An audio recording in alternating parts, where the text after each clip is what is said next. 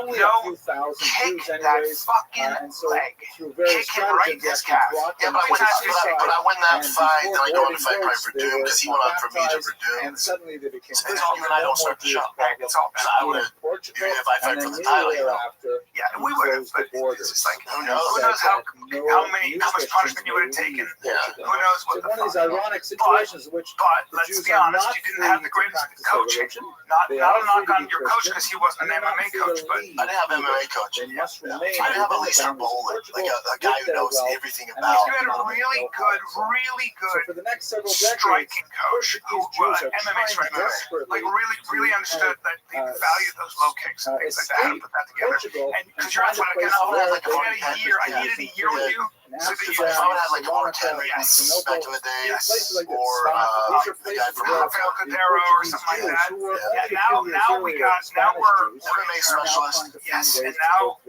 we're just maybe some Dutch guy. Maybe we bring in Henry Hooft. No. We bring in who was the black Dutch kickboxer who was one of the greats. Big guy, bald head, old school. Over the next couple of decades. Yes, Ernesto. So this is 1497 when they coach. No, we say Ernesto. 1-2 kick, 1-2 kick, 1-2 kick. baptized to stay in Portugal. 1503 But is it a wasn't your famine, thing. and the Jews are I would have had you because you had the wrestling, you had the jab, you had the punching. I would have some motherfucker the cardio. Hey, Brendan, we're going to work kicks now. We're going to work putting your kicks together. And Remember when I started too, I was with a bunch of boxing coaches. So kicks were never. It's not just that either. I did a little deep dive. What people don't understand about your MMA career, and you went far, what people don't know is the actual truth and I believe it was Lisbon. by the time you stepped in Octagon, that an you had icon of the about, Virgin if Mary you really was think about it, glowing with a supernatural light, or and maybe one of 20 these new months, Christians, I got to a UFC? baptized Jew, says maybe it's 18 just months a I got to UFC. reflection MMA. 3 fights. Never thrown a punch. Yeah, 3 fights. You've never thrown a punch. No, I beat everyone under a minute. That's what I'm saying. Like, think about that. Like, think about the fact that it's so difficult to understand. The guys you're fighting have been fighting since they were 17 and 18. Like, Nogueira, that's all he did. You come in there with those guys. You come in against Roy Nelson, who you were actually beating the brakes off. But he threw that overhand right or left, whatever it is. And so what happens in that situation is that's because it's experience. It's experience. They can dip, your hands go down, and they throw. You just haven't been there enough. Oh, why? Because I had, if you count Ultimate Fighter, I had 7 fights against Roy Nelson, which the commission, not even if it wasn't even let you, the commission wouldn't have granted. The only reason the commission granted that fight to go move forward, and it was an issue for the UFC, was because it was a reality show. That was the bypass they got. The commission, World champion. We're bringing him in position again. And also 30, 40 fights. And by the way, I had technically, because Ultimate Fighter didn't go on your record, I had technically 3 versus 30. two things about Big Country. Also, he's one of the greats. There was, in his prime, I don't think there was anybody more rugged. You could punch that guy durable. You could knee him with everything you had. Black belt. You could punch him and he would just keep coming. There's no one like him. So, And I was in a rush to get him out of it. you were just inexperienced. But to my own credit, most people, when I touched them, they got fucked up. But Roy, 30 fights deep, experience, that's fine. I've seen this before. Your athleticism served you well. You trained hard. Yeah, I went far. I went far. Do it at 18 months. What I don't think people realize is that you literally had almost no Sent to experience. Rome for I a got my wild experience in the UFC. monster, right? The Inquisition comes from Rome, Roman Catholic. Of such strange Pretty well done. You know, form and Gonzaga was a long time vet, all especially Europe the shit out of him. And knocked out at the mere Krokop. mention Yeah, man, of its Especially name. with Speaks of really the no Inquisition coach. No. in, It's just so. And it was old school back in the day. You didn't know. its You body, didn't know. an Yeah, amalgam when you of were like, I'll do hard footwork, iron I'll and box, I don't deadly want to kick. poison, Okay. I'll has an work all the guys and get adamantine free ball. shell made of steel and covered What with else you got, enormous scales. It All right. rises in the Tournaments. air on I saw this thousands because of I'm a wings huge fan of with black and Errol poisonous pinions, and it And then, lives on the ground yeah. with 1,000 And, pernicious and You destructive talked about teeth. you and your Its thing with form is like Fernando both the Morcano not awesome taking the lions 200 and the grand from frightful the UFC serpents in the NFL's deserts of lawsuit. Africa. Its enormous teeth, Just so there's equal context those of the for most Brian, powerful go to elephants. my Its clip whistle on my. or voice So, kills so even Brian, more quickly thing? let me venomous set this battles. the dinner Its table for you. eyes and mouth spew So there's continual 700 flames fighters and on the blazes of antitrust consuming lawsuit. fire. Yeah. And the Well, food it eats I can give is you the the 3 fire or 4 in names who which did human take the money. bodies burn. I'm not allowed to, Its but I know flight who they is are. swifter than the eagle, but wherever it passes, its shadow So what is that? spreads a About pall of gloom over the 99% of the fighters in the 700 are taking the antitrust lawsuit money. It's like whatever, $475 million. I know what I'm getting.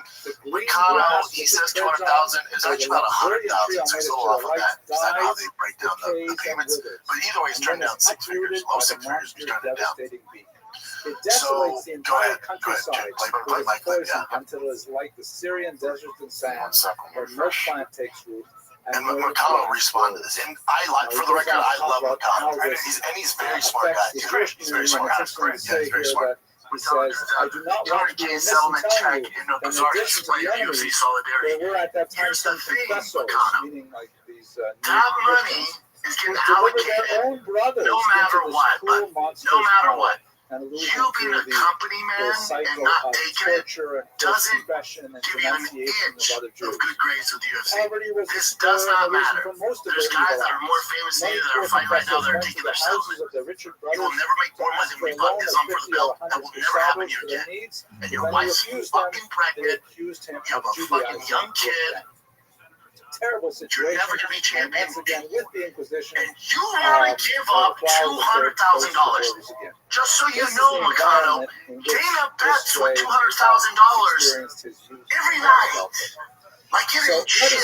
So if you think in his mind, he's going, well, Mikano didn't take the money, let's hook this guy up. You don't know the fucking world. And you're in the fucking most cutthroat business in the world. And you're letting it pass you by. But you think you're being a good company man. With a company that could give two fucks about you. It's mind-blowing. Not the McConnell turns out. So let me say this before we go. This isn't, this is where people get confused. This isn't an anti-UFC, anti-Dana White rant. It's none of that. My whole point of being, of saying all this. You would have said this to McConnell beforehand. You would have said, dude, take the money, here's why.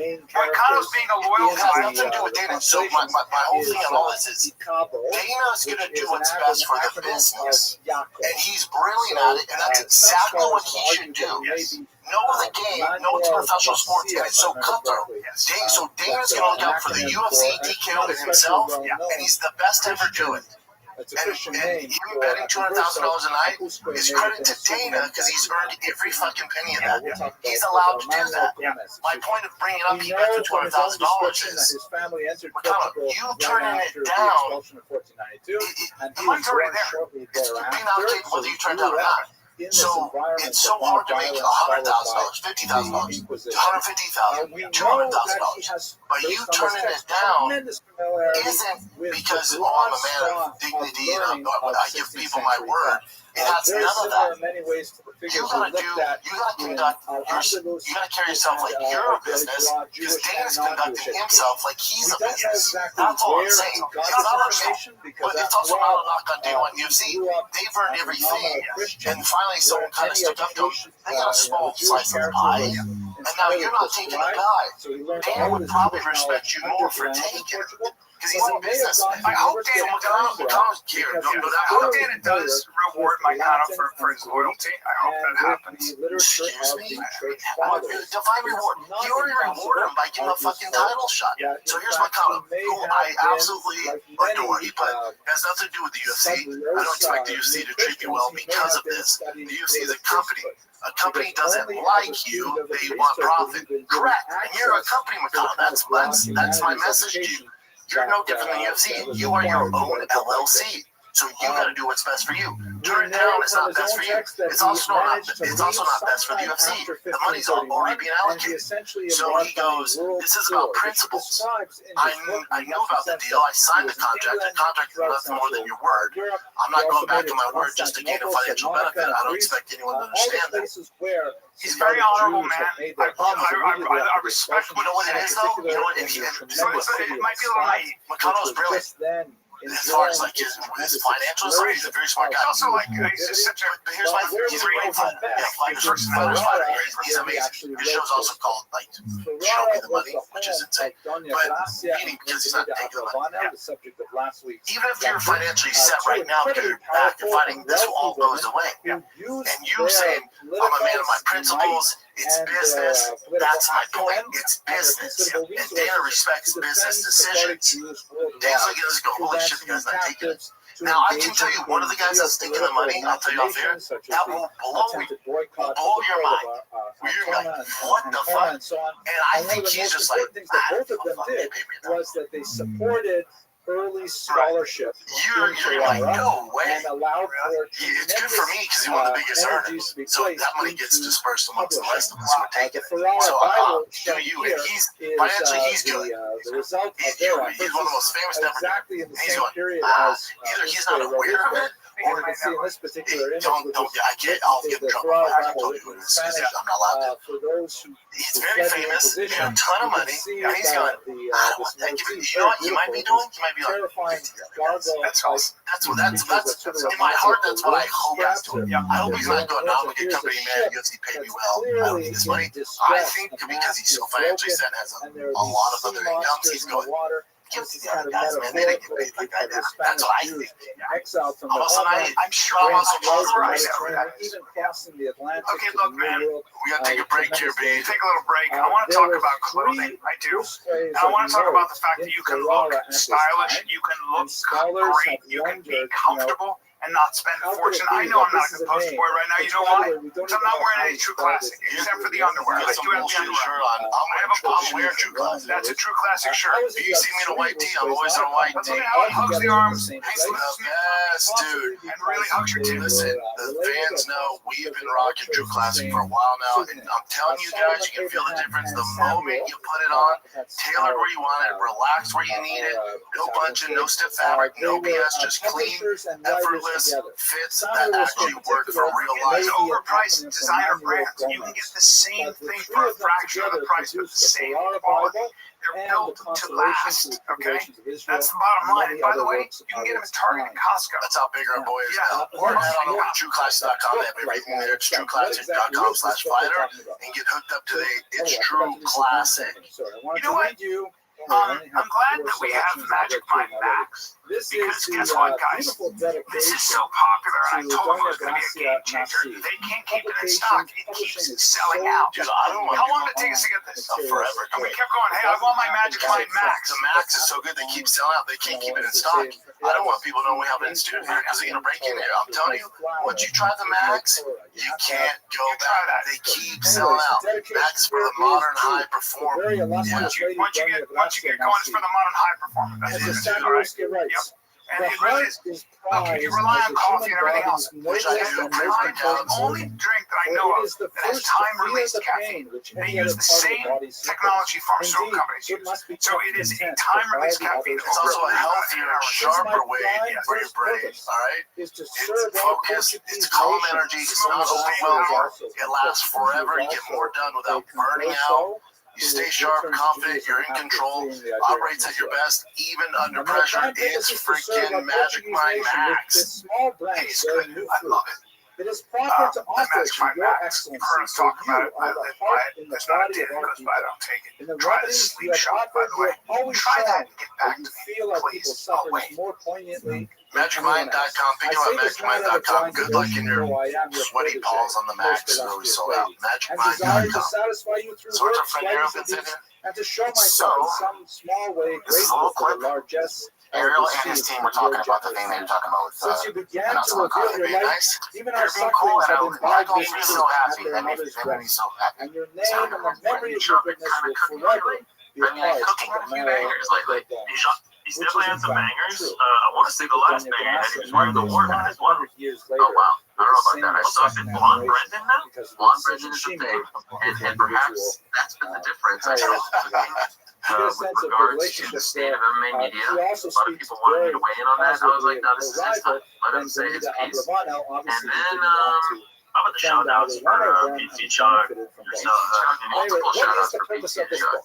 And Luke Thomas. And Aaron. And I saw him respond to Renato Moicano, but I wanted to listen to the Renato Moicano clip because I'll be honest, I didn't hear.